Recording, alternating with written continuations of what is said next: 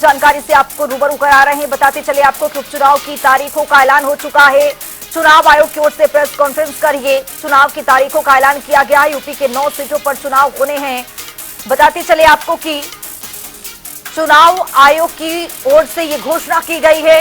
इसी खबर पर ज्यादा जानकारी के साथ हमारे सहयोगी तौकीर किदवई जुड़ चुके हैं। तौकीर, क्या जानकारी, क्योंकि चुनाव आयोग की ओर से ये स्पष्ट कर दिया गया है, चुनाव को लेकर के घोषणा कर दी गई है कि 13 नवंबर को चुनाव होगा, लेकिन 9 सीटों पर ही होगा, 1 सीटों पर आखिरकार क्यों नहीं?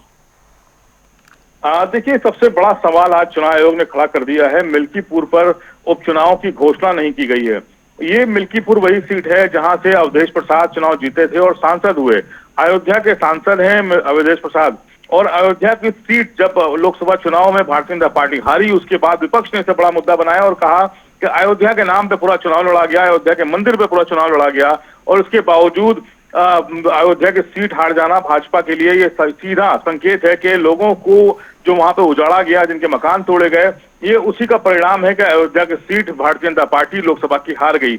अब अवधेश प्रसाद जो मिल्कीपुर से विधायक थे वो सांसद बन चुके हैं और वहीं पर उपचुनाव होना था। फिलहाल आज 9 सीटों का सिर्फ ऐलान हुआ है, जिसमें कई महत्वपूर्ण सीटें शामिल हैं, जिसमें अंबेडकर नगर है, जिसमें करहल है, जहां से अखिलेश यादव खुद समाजवादी पार्टी के राष्ट्रीय अध्यक्ष हैं, वो विधायक थे, अब फिलहाल वो सांसद बन चुके हैं।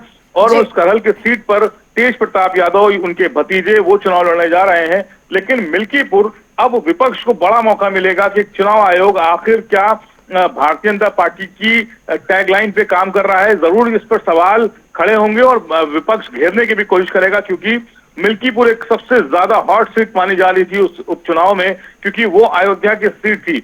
अब ऐसे में वहां पर उपचुनाव की घोषणा ना करना क्या ये डर को भी बता रहा है?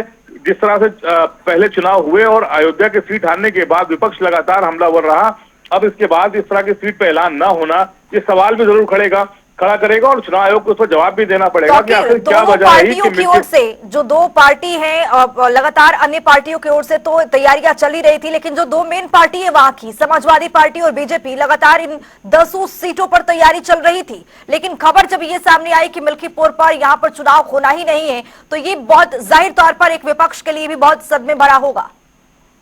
जी बिल्कुल, क्योंकि समाजवादी पार्टी की तरफ से अखिलेश यादव ने इस पर ऐलान भी कर दिया था। अपने जो 6 प्रत्याशियों का ऐलान समाजवादी पार्टी ने किया था, उसमें मिल्कीपुर शामिल थी, और मिल्कीपुर से अवधेश प्रसाद के बेटे अजीत प्रसाद को प्रत्याशी के तौर पर घोषित कर चुकी है। औपचारिक घोषणा हो चुकी है उस सीट पर, और ऐसे में अब उस सीट पर चुनाव ना होना, सबसे बड़ी बात यह है कि चुनाव आयोग आखिर इस पर क्या जवाब देगा, क्योंकि सवाल जरूर खड़े होंगे कि मिल्कीपुर को आखिर क्यों छोड़ा गया, क्योंकि वहां के भी सांसद जो विधायक थे सांसद बने, अन्य सीटों से भी कई ऐसे विधायक हैं जो सांसद बने, अखिलेश यादव खुद सांसद बने, अंबेडकर नगर से लालजी वर्मा वो विधायक थे, वो सांसद बने, कटेरी विधानसभा सीट से वो विधायक थे।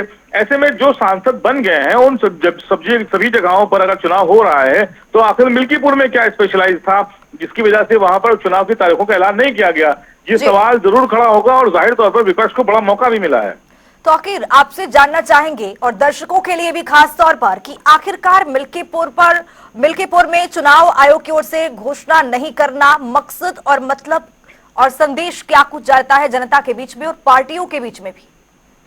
देखिए, मिल्कीपुर में जिस तरह से अवधेश प्रसाद कई बार के विधायक रहे हैं, पूर्व मंत्री रहे हैं, उनका एक दबदबा है और उनके बेटे को ही टिकट हुआ था, तो ये माना जा रहा था कि मिल्कीपुर सेफ सीट है समाजवादी पार्टी के लिए। और एक बार फिर अगर अयोध्या की किसी सीट पर भारतीय जनता पार्टी को हार मिलती तो जाहिर तौर पर ये एक आप 7 सीटें जीत भी जाती है अगर भारतीय जनता पार्टी, लेकिन अगर मिल्कीपुर हार जाती तो ये एक बड़ा संकेत था कि अयोध्या के लोग ही अब भारतीय जनता पार्टी को कहीं भी स्पेस नहीं दे रहे हैं और वहां की जनता इनको पसंद नहीं कर रही है। और इसी वजह से माना जा रहा है कि चुनाव के लिस्ट में नाम ना होना, चुनाव आयोग को भी बताना पड़ेगा कि वजह क्या है। अगर सिक्योरिटी की बात की जाए तो कई ऐसी सीटें हैं जो हाई सिक्योरिटी उसमें आती हैं, लेकिन वो संवेदनशील सीटें हैं, लेकिन वहां पर चुनाव हो रहा है।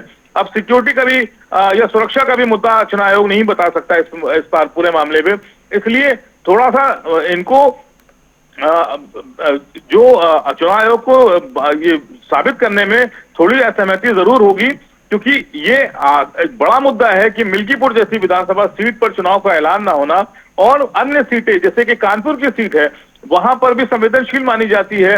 वहां के विधायक जो इरफान सोलंकी थे उनको सजा का ऐलान हुआ, वहां पर चुनाव हो रहा है। और अन्य सीटें हैं, अंबेडकर नगर की सीट है, करल है, खैर है, गाजियाबाद है, मजवा है, ऐसी कई सीटें हैं। और खासकर मिर्जापुर की मीरापुर जो सबसे ज्यादा संवेदनशील मानी जाती है, वहां पर भी चुनाव हो रहा है। तो सुरक्षा भी एक बड़ा मुद्दा नहीं हो सकता, चुनाव आयोग उसको नहीं कह सकता कि सुरक्षा मुद्दा है, क्योंकि चुनाव आयोग को चुनाव कराना ही चुनौती होती है। चाहे वो कश्मीर जैसे जब वहां पर विधानसभा के चुनाव हो सकते हैं, जिसे 370 हटने के बाद 1.5 साल तक जहां पर इंटरनेट बंद, सेवाएं बंद की गई, वहां पर हाई सिक्योरिटी जोन कहा गया, कई अफसर लगातार तैनात रहे, जब वहां पर सकुशल चुनाव संपन्न हो सकता है, तो फिर आखिर मिल्कीपुर क्यों नहीं? तो इस पर सवाल भी खड़े होंगे और विपक्ष को बड़ा मौका भी मिलेगा। तो आखिर जाहिर तौर पर विपक्ष को मौका भी मिलना है, लेकिन एक सवाल अपने आप में ये भी है कि इस सीट पर अगर चुनाव की तारीखों का ऐलान नहीं होता है तो इसको लेकर के बीजेपी को कितना बड़ा फायदा और किस तरह से समीकरण को साधने की यहाँ पर बीजेपी कोशिश करेगी? देखिए, अब ये खेल गिनती का है, जो सीटें ज्यादा जीतेगा वो गिनती के तौर पर ऊपर नजर आएगा, लेकिन मिल्कीपुर बड़ी संख्या को भी छोटा कर देता। अगर मिल्कीपुर भारतीय जनता पार्टी चुनाव हार जाती, तो अगर वो 7 सीटें भी जीत के आते 10 में 9 में, तो भी मिल्कीपुर उस पर भारी पड़ सकती थी। यही वजह है कि मिल्कीपुर पे अगर चुनाव का ऐलान नहीं हुआ है तो ये भारतीय जनता पार्टी को सीधा फायदा पहुंचाएगा, क्योंकि अगर मिल्कीपुर हाथ से जाती तो कहीं ना कहीं संकेत बड़ा था कि अब अयोध्या के लोग ही जब भारतीय जनता पार्टी को वोट नहीं कर रहे हैं, तो फिर अन्य जगहों पर सिर्फ दबाव और सत्ता का दबाव से चुनाव जीते जा रहे हैं, ये विपक्ष को मौका मिलता। लेकिन मिल्कीपुर पे चुनाव ना होना और अब खेल गिनती का होगा कि 9 सीटें में ज्यादा संख्या किसके खाते में जाती है, तो जाहिर तौर पर अब सिर्फ संख्या महत्वपूर्ण होगी उपचुनाव में। बहुत शुक्रिया तौकीर तमाम जानकारी साझा करने के लिए। तो बताते चले आपको कि चुनाव आयोग ने प्रेस कॉन्फ्रेंस की और बताते चले आपको कि 23 नवंबर को नतीजों का ऐलान होगा। 9 सीटों पर विधानसभा के उपचुनाव हो रहे हैं। मिल्कीपुर एक सीट पर चुनाव आयोग की ओर से घोषणा नहीं की गई है, उस पर भी उपचुनाव होगा। लेकिन आपको बताते चले कि यूपी के 9 सीटों पर विधानसभा के उपचुनाव होना है। चुनाव आयोग ने आज घोषणा कर दी है। 13 नवंबर को 9 विधानसभा सीटों पर वोटिंग होगी। 23 नवंबर को आपको बताते चले कि इसकी काउंटिंग भी होगी।